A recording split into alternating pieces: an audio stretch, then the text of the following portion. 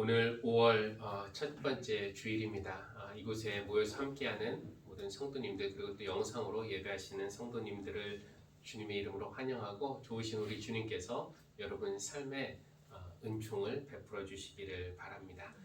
예배 시작하기 전에 오랜만에 앞뒤에 또 옆에 계신 분들과 잠깐 눈인사라도 하시면 좋겠는데, 아까 우리가 찬양할 때 너를 통해 하실 일 기대해 이런 가사로 찬양했는데 정말 그런 기대하는 눈빛으로, 사랑하는 눈빛으로 서로의 얼굴 보면서 잠깐 인사 나누겠습니다. 안녕하세요. 환영합니다. 예배 오신 것을 환영합니다. 오늘 뭐 특별한 행사가 있는 것은 아니지만 전통적으로 우리 한국교회에서는 5월 첫 번째 주일을 어린이 주일, 두 번째 주일을 어버이 주일 이렇게 지켰고, 또 많은 교회에서는 이것을 합해서 그냥 가정주일로 지키기도 하는데, 오늘도 우리도 오늘 예배를 통해서 이 가족, 또 믿음 안에서 한 가족이 된 이 교회에 대해서 생각하고 감사하고 또 각 가정 위에 하나님의 은총을 구하는 그런 시간을 가지려고 합니다.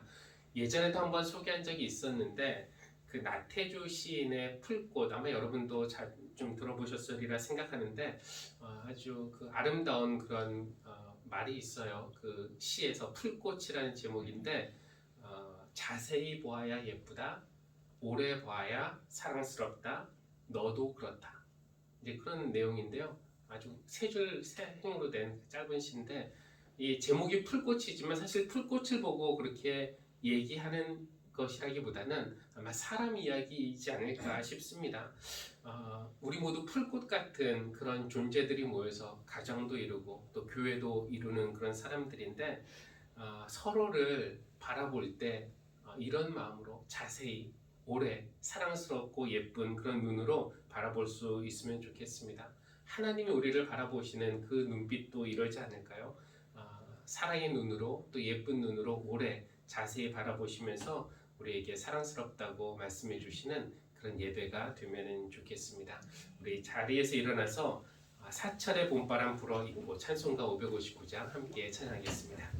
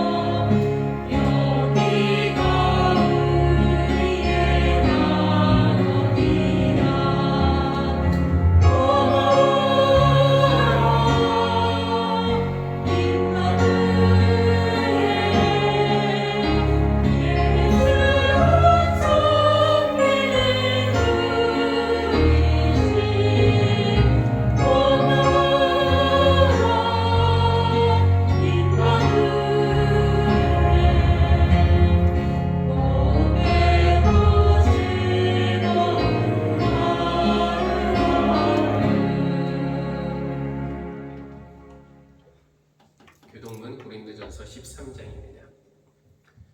내가 사람의 모든 말과 천사의 말을 할 수 있을지라도 내게 사랑이 없으면 울리는 진이나 요란한 꽹과리가 될 뿐입니다.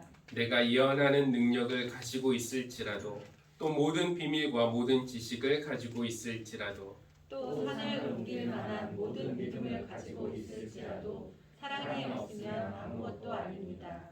내가 내 모든 소유를 나누어 줄지라도 내가 자랑 삼아 내 몸을 넘겨 줄지라도 사랑이 없으면 내게는 아무런 이로움이 없습니다.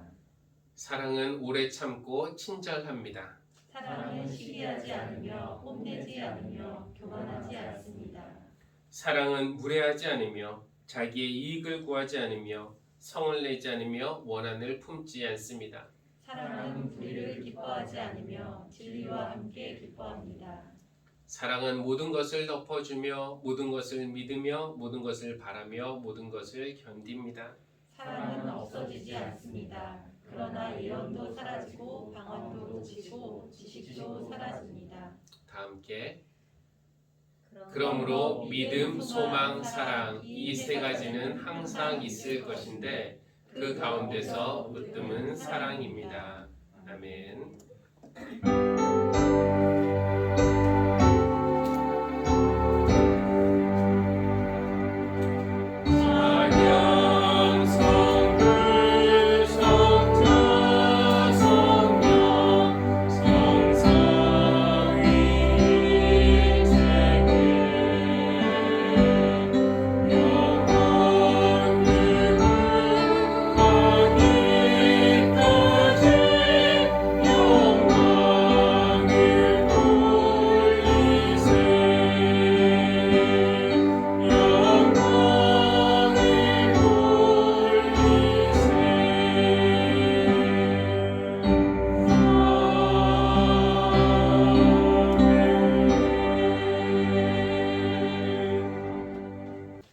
공동의 기도 한 목소리로 드리도록 하겠습니다. 시작. 역사를 주관하시는 하나님, 하나님은 지금도 하나님의 구원 역사 속에서 하나님의 구원 이야기를 완성해 나가시는 줄 믿습니다. 부패하고 가망이 없는 세상처럼 보이지만 지금도 부지런히 생명의 씨를 뿌리시는 농부 같으신 주님의 모습을 보게 해 주십시오. 우리도 하나님과 같은 꿈을 꾸면서 우리 손에 주어진 복음의 씨를 열심히 뿌리는 교회가 되게 해 주십시오. 오늘은 가정주일로 지키며 우리의 가족을 위해 기도합니다. 부모님과 형제 자매, 배우자와 자녀를 허락하셨으니 사랑 안에서 서로 섬기며 하나 되게 하여 주십시오. 믿음의 가족이 된 교회를 위해서도 기도하오니 주님 안에서 형제자매 된 교우들이 서로 아끼고 배려하고 존중하며 그리스도의 몸을 건강히 세우게 해 주십시오. 예수님의 이름으로 기도합니다. 아멘. 사도행전 8장 26절에서 39절 말씀입니다. 그런데 주님의 천사가 빌립에게 말하였다. 일어나서 남쪽으로 나아가서 예루살렘에서 가사로 내려가는 길로 가거라. 그 길은 광야길이다. 빌립은 일어나서 가다가 마침 에티오피아 사람 하나를 만났다. 그는 에티오피아 여왕 간다게의 고관으로 그 여왕의 모든 재정을 관리하는 내시였다. 그는 예배하러 예루살렘에 왔다가 돌아가는 길에 마차에 앉아서 예언자 이사야의 글을 읽고 있었다. 성령이 빌립에게 말씀하셨다. 가서 마차에 바짝 다가 서거라. 빌립이 달려가서 그 사람이 예언자 이사야의 글을 읽는 것을 듣고 지금 읽으시는 것을 이해하십니까? 하고 물었다. 그가 대답하기를 나를 지도하여 주는 사람이 없으니 내가 어떻게 깨달을 수 있겠습니까? 하고 올라와서 자기 곁에 앉기를 빌립에게 청하였다. 그가 읽던 성경 구절은 이것이었다. 양이 도살장으로 끌려가는 것과 같이 새끼 양이 털 깎는 사람 앞에서 잠잠한 것과 같이 그는 입을 열지 않았다. 그는 굴욕을 당하면서 공평한 재판을 박탈당하였다. 그의 생명이 땅에서 빼앗겼으니 누가 그의 세대를 이야기하랴. 내시가 빌립에게 말하였다. 예언자가 여기서 말하는 것은 누구를 두고 한 말입니까? 자기를 두고 한 말입니까? 아니면 다른 사람을 두고 한 말입니까? 빌립은 입을 열어서 이 성경 말씀에서부터 시작하여 예수에 관한 기쁜 소식을 전하였다. 그들이 길을 가다가 물이 있는 곳에 이르니 내시가 말하였다. 보십시오. 여기에 물이 있습니다. 내가 세례를 받는데 무슨 거리낌이 되는 것이라도 있습니까? 빌립은 마차를 세우게 하고 내시와 함께 물로 내려가서 그에게 세례를 주었다. 그들이 물에서 올라오니 주님의 영이 빌립을 데리고 갔다. 그래서 내시는 그를 더 이상 볼 수 없었지만 기쁨에 차서 가던 길을 갔다. 이는 우리에게 주신 하나님의 말씀입니다. 하나님 감사합니다. 사랑과 은혜가 풍성하신 하나님, 오늘 5월의 첫 번째 주일을 맞아 가정주일로 지키며 예배하게 하시니 감사합니다. 우리에게 할머니와 할아버지, 또 어머니와 아버지, 자녀, 자매, 형제로 이루어진 가정을 주시고, 또 때로는 가족처럼 가까운 친구들 혹은 동물들을 주셔서 삶의 기쁨과 슬픔을 공유하며 서로 사랑으로 위로하고 격려하면서 살게 하시는 하나님을 찬양합니다. 사랑의 하나님, 그러나 우리는 우리의 가정을 하나님의 사랑이 거주하는 공간으로 만들지 못했음을 고백합니다. 심지어 가족관계 안에서도 부모님이나 배우자나 자녀들의 인격과 자유와 가치를 인정하고 존중하기보다는 나의 체면과 위신 그리고 나의 편리를 더 중요하게 생각했습니다. 나 중심적인 마음과 태도 때문에 우리의 가정을 작은 천국으로 만들지 못하고 오히려 아픔과 고통의 장소로 만들기도 했던 우리의 죄를 용서하여 주십시오. 하나님, 우리 중에는 사별의 아픔을, 슬픔을 안고 사는 사람들, 가족과 헤어짐의 아픔을 경험한 사람들도 있고, 또 몸의 질병으로 인해서, 또 가족을 간호하고 돌보는 일로 인해서 지치고 힘들어하는 이들도 있습니다. 그리고 우리와 가까운 이웃들 중에는 고독 속에서 홀로 살아가는 어르신들, 아니면 부모가 없는 고아들, 어른의 도움 없이 홀로 서야 하는 젊은이들도 있습니다. 우리 모두에게 하나님의 사랑을 부어주셔서 가정들이 회복되게 하여 주시고, 또 우리 교회가 서로에게 그리고 가까운 이웃에게 따뜻한 가족의 품이 되어 줄 수 있게 하여 주십시오. 하나님, 우리 교회에 속한 각 가정마다 나름대로의 고민과 어려움이 있겠지만 주님이 도우셔서 내가 먼저 용서하고 내가 먼저 배려하고 위로하고 헌신하는 그 마음을 새롭게 가질 수 있도록 우리의 결단을 새롭게 해주시기를 간구합니다. 그러나 우리의 노력과 의지로만은 우리의 가정이나 이 교회를 작은 천국으로 만들 수 없음을 인정합니다. 우리가 부족하고 불완전해도 주님을 우리의 주인으로 모시고 성령님과 동행하면은 우리의 모임이 더 온전해질 줄로 믿습니다. 하나님, 오셔서 우리의 아픔을 위로하시고 우리의 죄를 용서하시고 우리의 가정의 잘못을 바로잡아 주시고 우리 가정들 위에 주님의 빛을 비추어 주십시오. 오늘의 예배를 주님께 맡깁니다. 우리의 마음과 귀를 열어서 주님의 말씀을 듣게 하시고 그 말씀을 통해 주시는 은혜로 변화받아서 새로운 결단으로 다가오는 한 주를 살아가게 하여 주십시오. 감사드리며 예수님의 이름으로 기도합니다. 아멘.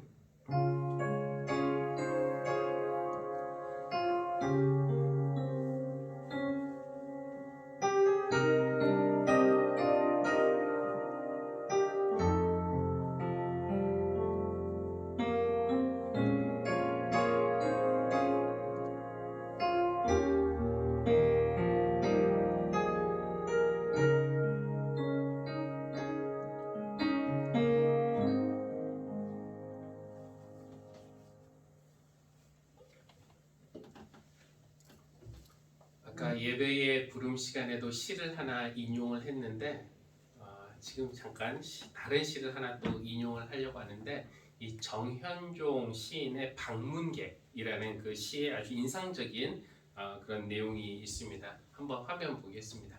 시인이 이렇게 말해요. 정현종의 방문객이라는 시인데 사람이 운다는 건 실은 어마어마한 일이다. 그는 그의 과거와 현재와 그의 미래와 함께 오기 때문이다. 정말 그렇습니다.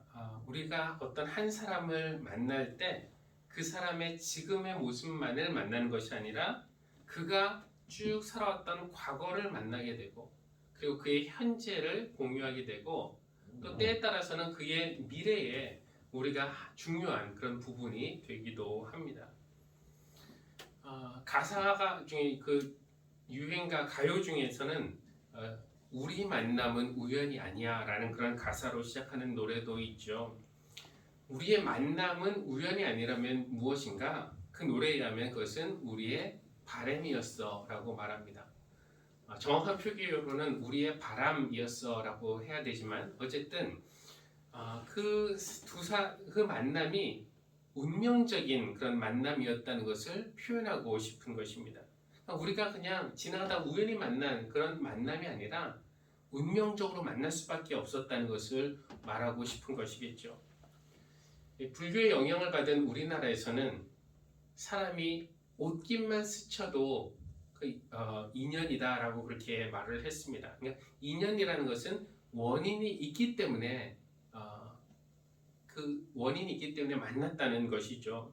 누군가와 옷깃만 스쳐도 그 옷깃 스치는 순간이 그냥 온 것이 아니라 불교에서 이제 윤회설을 믿으니까 전생에 뭐 수십 번, 수백 번 그렇게 만났기 때문에 이 순간이 왔다라고 생각을 한 것입니다. 그만큼 누군가의 만남이 그냥 이루어진 게 아니라 아주 소중한 만남이라는 것이죠.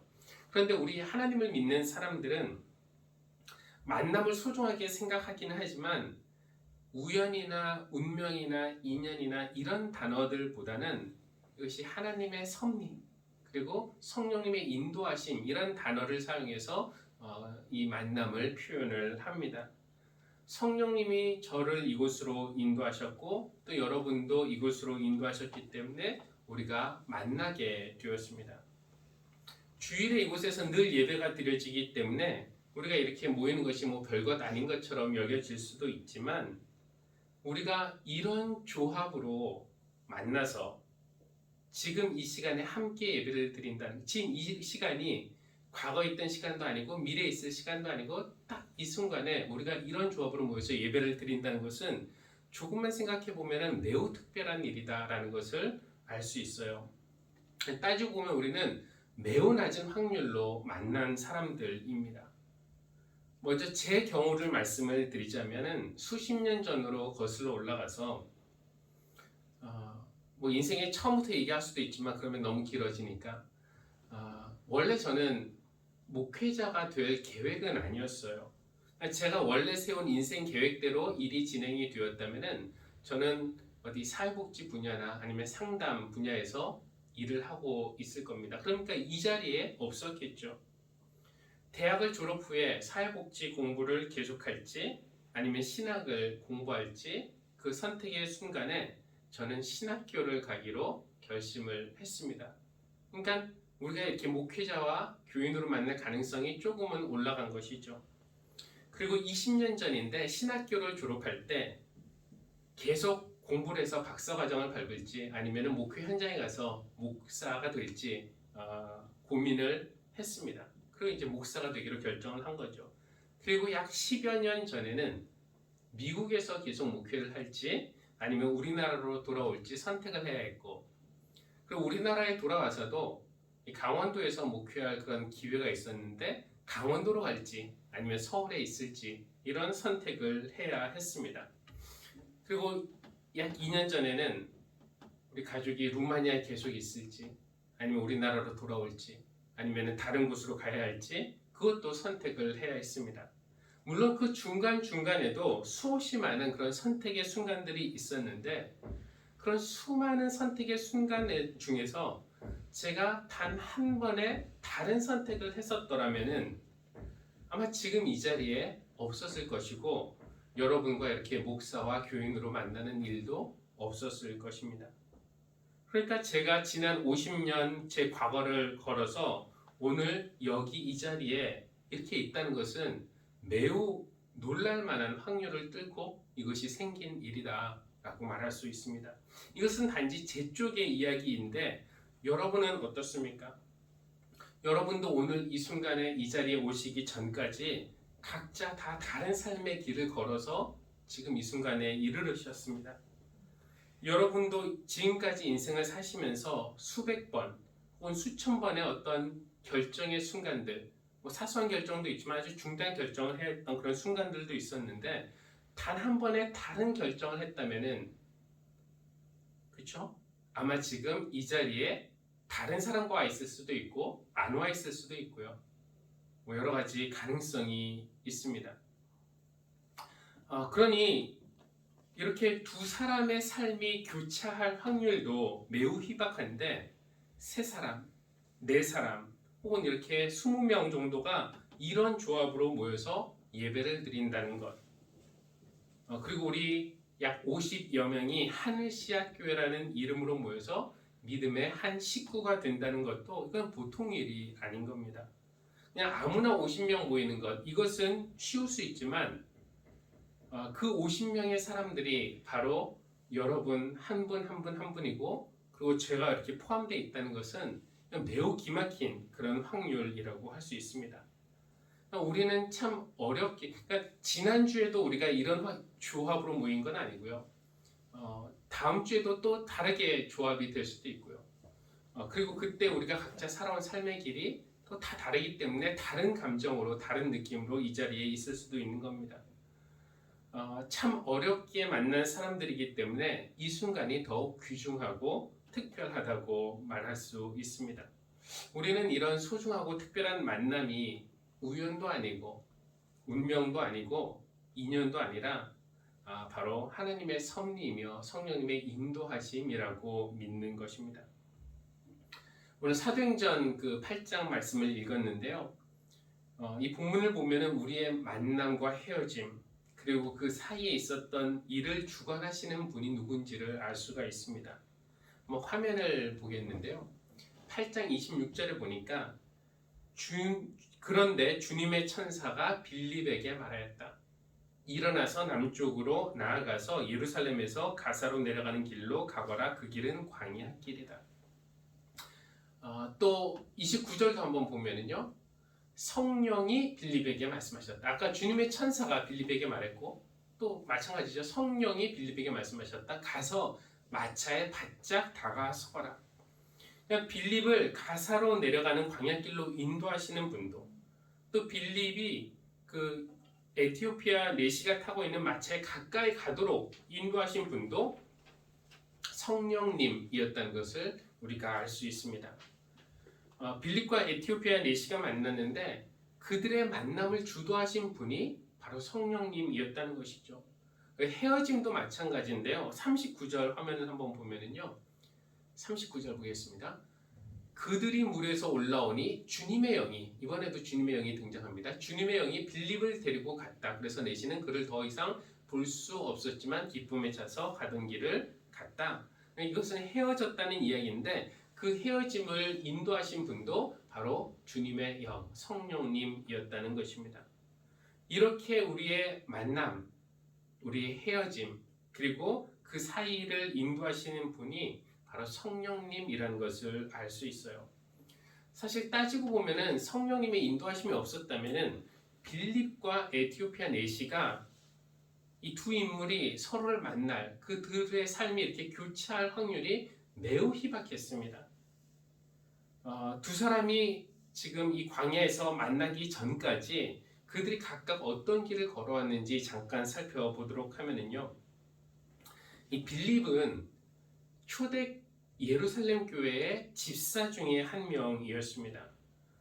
예수님의 제자 중에도 빌립이 있는데 같은 인물은 아니고 이제 다른 인물이죠. 예루살렘의 교회가 생긴 후에 사도들은 복음을 전하는 일, 말씀을 가르치는 일, 기도하는 일 외에도 가난한 사람들에게 음식을 대접하는 일, 구제하는 일, 재정을 관리하는 일, 이런 일들을 했어요. 근데 일이 너무 벅차니까 교회 사역에 차질이 생겼습니다. 그래서 사도들이 이것을 우리가 다는 못하고 일을 맡겨야겠는데 성령과 지혜가 충만한 7명의 일꾼을 뽑아서 집사로 세웁니다. 그리고 그들에게 구제하는 일, 음식을 대접하는 일, 재정을 관리하는 일들을 맡겼습니다. 그때 세워진 7명의 집사 중에 한 명이 바로 빌립이었어요. 그러니까 아마 빌립은 평생 예루살렘의 교회에서 집사로 섬기면서 교회에서 봉사하고 구제하고 음식을 대접하고 재정 관리하는 일을 했을 겁니다. 다른 별일이 생기지 않았다면 말이죠. 그런데 별일이 생겼어요. 복음이 전파되고 믿는 사람들의 수가 늘어나자 유대인들이 교회를 박해하기 시작했습니다. 그래서 그들이 스데반을 죽였고, 이렇게 본격적인 박해가 가해지자 믿는 사람들이 이 박해를 피해서 흩어질 수밖에 없었습니다. 빌립은 사마리아로 가게 되었어요. 만약에 교회가 박해받는 일이 없었다면 빌립이 이렇게 예루살렘을 떠날 일도 없었을 것이고요. 그렇게 떠날 일이 없었다면 지금 성령님의 인도하심에 따라 그 가사로 내려가는 광야길로 갈 일도 없었겠죠. 그러니까 이 빌립의 인생에서 일어난 그 일들이 어차피 일어날 수밖에 없는 일이었다라고 생각할 수도 있지만, 어쩌면 그의 삶에서 한두 가지 요인만 다르게 작용을 했어도 지금 빌립은 전혀 다른 곳에 다른 모습으로 있을 수도 있었던 겁니다. 반면에 에티오피아 내시는 어떤 사람인가? 에티오피아 여왕인 간다게의 재정을 관리하는 사람이라고 소개되어 있죠. 에티오피아에서는 이제 여자 여왕들이 나라를 다스렸기 때문에 그 곁에서 왕을 돌보는 사람들은 이제 거세를 당했습니다.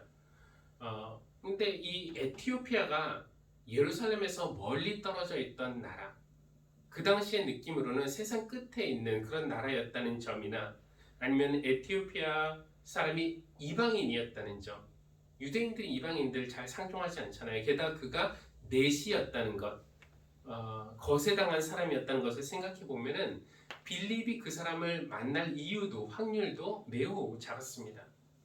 이방인이기도 한데, 거기다가 신명기 말씀에 보면은 음경이 잘린 자는 여호와의 총에 들어오지 못한다는 그런 말씀이 있기 때문에 보통 유대인들은 이방인도 잘 안 만나는데 이방인 내시와는 더욱더 상종할 일이 없었던 것입니다.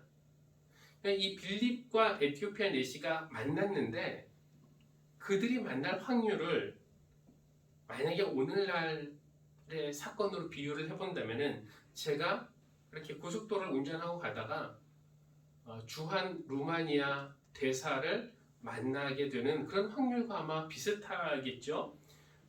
저는 주한 루마니아 대사가 누군지도 모르고 이름도 모르고 어떻게 생겼는지도 모릅니다. 그냥 빌립과 이 에티오피아 내시가 만날 이유도 없었고요. 만날 확률도 거의 없었습니다. 그런데 성령님이 빌립을 인도하시고 빌립이 성령의 인도하심에 순종하니까, 약속도 정하지 않았지만, 시간이나 장소도 정하지 않았지만, 빌립은 광야길에서, 말하자면 고속도로 위에서 이 에티오피아 내시를 만나게 된 겁니다. 그들의 만남이 우연이 아니라 인연이 아니라 하나님의 인도하심, 섭리 안에 있었다는 것을 우리가 기억한다면은, 우리가 살아가면서 만나는 그 수많은 만남들이 그냥 이루어진 만남이 아니라 하나님의 뜻이 있어서, 하나님의 계획이 있어서 이루어진 만남들이라는 것을 우리가 생각해야 할 것입니다. 그만큼 누군가를 만난다는 것은 소중한 일이죠. 그런데 이렇게 만나게 하시고 헤어지게 하시는 것이 하나님의 뜻이라면은, 그 뜻은 어떤 것인가? 도대체 하나님의 뜻은 무엇인가? 쉽게 말하면은, 오늘 말씀에서 보면은 그 만남과 헤어짐 사이에 있던 것은 세례였습니다. 그렇죠? 누군가 복음을 전하고, 누군가 그 복음을 받아들이고, 그래서 구원을 받고 하나님의 가족이 되는 것. 빌립과 에티오피아 내시의 만남과 헤어짐 사이에는 바로 그런 일이 있었던 것입니다.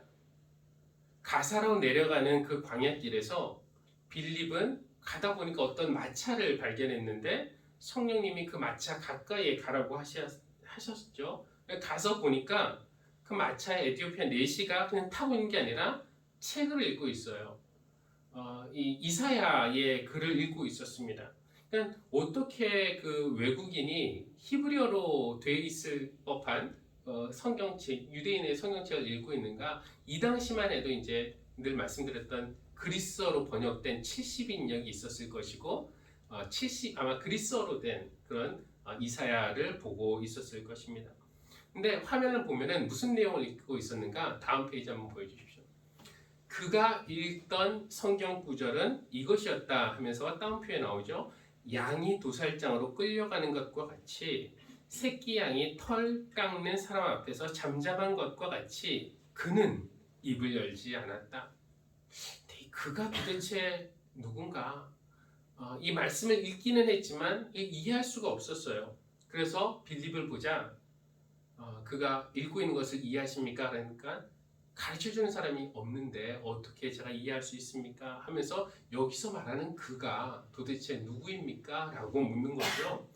빌립은 이 기회를 놓치지 않았습니다. 여기서 말하는 그는 바로 나사렛 예수라는 것. 그가 도살장에 끌려가는 양처럼 그렇게 말없이 골고다 언덕 십자가로 끌려갔다는 것. 그가 어린 양처럼 입을 열지 않고 하나님의 뜻에 순종했다는 것. 억울하게 생명을 빼앗기고 죽임을 당했지만 그가 부활하고 지금도 살아계시다는 것. 누구든지 입으로 그를 주라고 시인하고 마음으로 믿으면은 구원을 받게 된다는 그런 내용을 아마 설명을 쭉 했겠죠. 근데 놀랍게도 그 이방인이 그 내용을 듣고 믿게 되었습니다. 성령님이 인도하시니까 이런 불가능해 보이는 일들이 일어나요. 또 놀랍게도 거기가 광야인데 물이 있을 법한 곳이 없는데 저기서 물을 발견하게 됩니다. 그 물을 보고 내시가 빌립에게 보십시오. 내가 세례를 받고 싶은데 세례 받는데 무슨 거리낌이라도 되는 것이 있습니까? 그때 빌립은 주저하지 않았어요. 지금 저는 목사도 아니고 세례 베풀 만한 그런 사람이 아닙니다. 나중에 다음 기회 되면 세례 받으시죠. 이렇게 말하지 않았어요. 빌립은 마차를 멈추게 하고 물로 내려가서 내시에게 세례를 베풀었다고 되어 있습니다. 아까 잠깐 짧게 화면에서 봤지만 37절은 없음 이렇게 되어 있었어요. 우리가 가지고 있는 성경책 그 밑에 보면 설명이 붙어 있는데 어떤 사본에는 37절이 포함되어 있다라고 하면서 그 내용이 무엇인가 다음 페이지 한번 보겠습니다. 37절에서 빌립은 이렇게 말합니다. 그대가 마음을 다하여 믿으면 세례를 받을 수 있습니다. 나에게 거리끼는 것이 없습니까? 라고 하니까 빌립이 그대가 마음을 다하여 믿으면 세례 받을 수 있습니다. 그때 내시가 대답하였다. 나는 예수 그리스도가 하나님의 아들이심을 믿습니다. 왜 이렇게 없음이라는 구절이 있는지는 나중에 기회가 되면 설명하겠지만 이것이 나중에 그냥 후대에 첨가된 부분이라고 생각하시면 되는데 37절에서 우리는 이 초기 교회에서 세례를 베풀 때 사용했던 문답이 무엇이었는지 그 내용을 알 수 있습니다. 세례를 받는 사람에게 교회가 하는 가장 기본적인 질문은 당신은 마음을 다하여 예수가 하나님의 아들이심을 믿으십니까? 그리고 거기에 대한 답은 나는 예수 그리스도가 하나님의 아들이심을 믿습니다.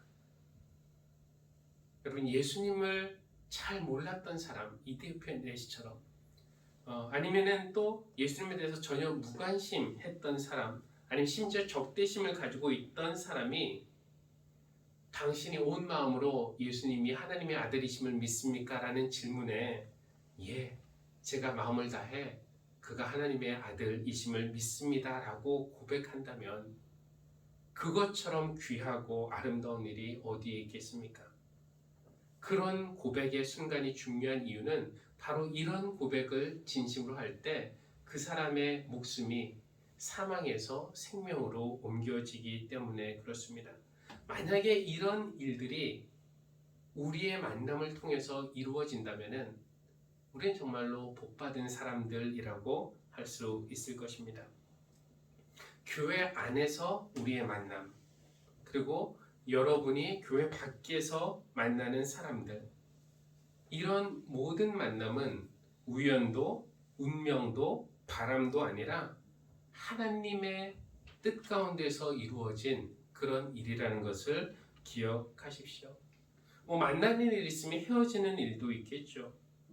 어쩌면 헤어지는 일들도 있기 때문에 만남을 유지하는 그 순간이 더욱더 소중할 수도 있습니다. 그런 만남과 헤어짐 사이에 우리가 누구를 만나고 누구를 헤어질지는 우리의 영역은 어쩌면 아닐 수도 있는데, 그 만남과 헤어짐 사이에 누군가는 우리를 통해서 예수님에 대해서 듣고 알고 믿고 경험하고 또 하나님의 가족이 되는 그런 일에까지 우리가 사용이 된다면은 우리는 정말 복받은 사람들이라고 할 수가 있겠습니다. 오늘 우리가 가정주일로 지키는데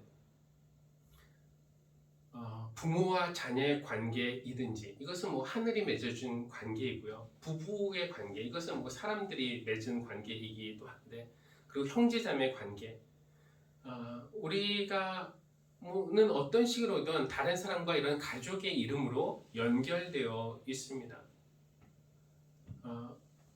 우선은 가까운 가족이 곁에 없는 그런 분들도 계실 것이고, 또 가족이라는 단어가 따뜻함이나 기쁨보다는 상처로 다가오는 그런 사람들도 계실 텐데, 먼저는 하나님께서 여러분에게 치유와 위로와 평안을 주시고, 또 친구 혹은 교회 안에서 또 가족의 의미를 재발견하실 수 있기를 바랍니다. 그리고 가족을 이루고 계신 그런 분들도 여기에 계신데요. 우리가 늘 그래야 하지만 특별히 5월에는 우리가 가족 안에서도 만난 거잖아요.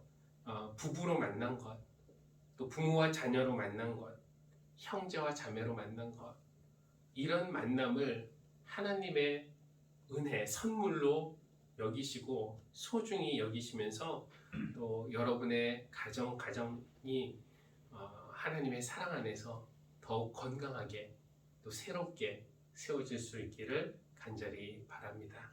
우리를 만나게 하시고 하나 되게 하시고 하나님의 가족이 되게 하신 하나님께 감사하고, 또 우리가 주위에서라면은 어디든지 동행하면서 주님의 일에 힘쓰는 그런 교회, 그런 가족, 믿음의 가족 공동체가 되기를 주님의 이름으로 기원합니다. 우리 찬송가 440장 함께 찬양하겠습니다. 어디든지 예수 나를 이끌면.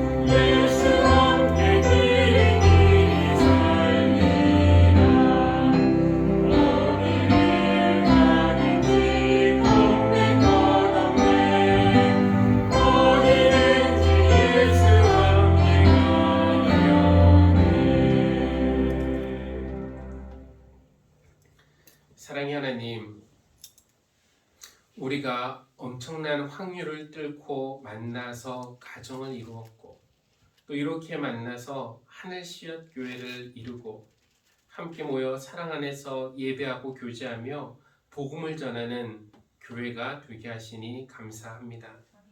우리의 만남은 우연도 운명도 바람도 아니라 성령님의 인도하심 아래서 이루어진 하나님의 계획이고 섭리임을 믿습니다. 그러나 우리의 이기심과 탐욕 때문에 소중하고 아름다워야 할 만남이 상처와 고통으로 이어지는 일들도 있습니다. 우리가 만나는 사람들에게 아픔과 분노를 주는 사람이 아니라 복음을 나누고 사랑을 베풀면서 하나님의 가족의 한 명이라도 초대하는 그런 모습으로 살아갈 수 있도록 우리의 삶을 인도하여 주십시오. 그런 마음으로 오늘의 예물을 하나님께 올려드립니다. 이 예물이 사용되어질 때 우리의 만남을 통해서 하나님의 가족 안에 들어오는 사람들이 많아질 수 있도록 하나님께서 역사하여 주시고 또 이런 일들로 하나님께 영광 돌려드릴 수 있는 그런 교회가 되게 하여 주십시오. 드린 손길들 위에 하나님께서 큰 은혜 베풀어 주셔서 건강하게 하시고 또 부족함 없는 그런 삶을 살아갈 수 있도록 큰 은총 베풀어 주시기를 기도합니다. 감사드리며 예수님의 이름으로 기도합니다. 아멘.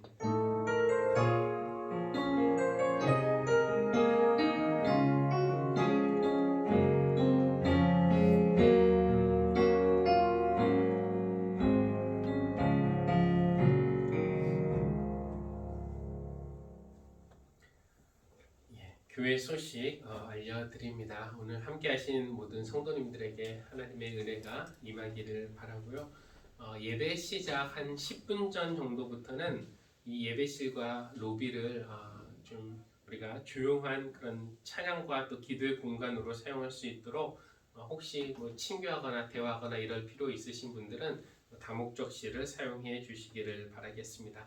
수요 저녁 예배 시간에는 성서의 이해 공부를 하고 있는데 이번 주는 복음서, 신약의 복음서를 공부할 차례고요. 또 새벽 기도에는 여호수아 말씀을 읽고 있습니다. 여러분들 카톡을 통해서도 받으시는데 이제 그것만 읽지 마시고 조금 더 시간을 내셔서 한 장 한 장 여호수아 그날 본문을 이렇게 읽으시고 함께 기도 생활 하시면 좋겠습니다. 기도 요청이 있는데요. 김은아 집사님의 어머니가 이제 손에 다른 부위도 약간 있지만 주로 손에 그 화상을 입어서 지금 경과를 보고 있습니다. 이게 손이 잘 펴지지 않는다고 그래서 필요하다면 월요일 날 수술 결정을 할 수도 있다는데 위에서 기억하시고 기도해 주시기를 바라겠습니다. 찬송가 582장 2절 찬양 후에 축도로 예배 마치겠습니다.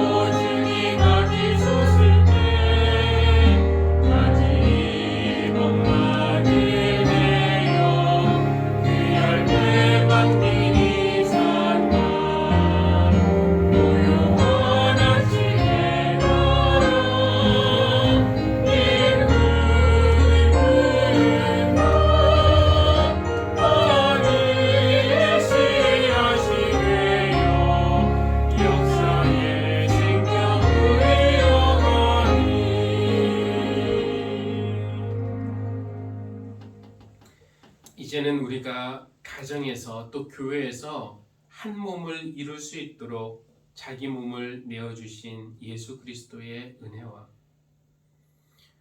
우리의 만남을 통해서 하나님의 가족의 크기를 지금도 키우시고 구원받는 사람의 수를 늘리시는 하나님의 사랑하심과 만남과 헤어짐 그리고 그 사이 일들을 주관하시며 우리가 사랑과 복음을 심는 복된 삶을 살도록 격려하시고 인도하시는 성령님의 감화, 감동, 교통하심이 오늘 예배하는 모든 사랑하는 성도들 위해 지금부터 영원까지 늘 함께 하시기를 간절히 축원합니다.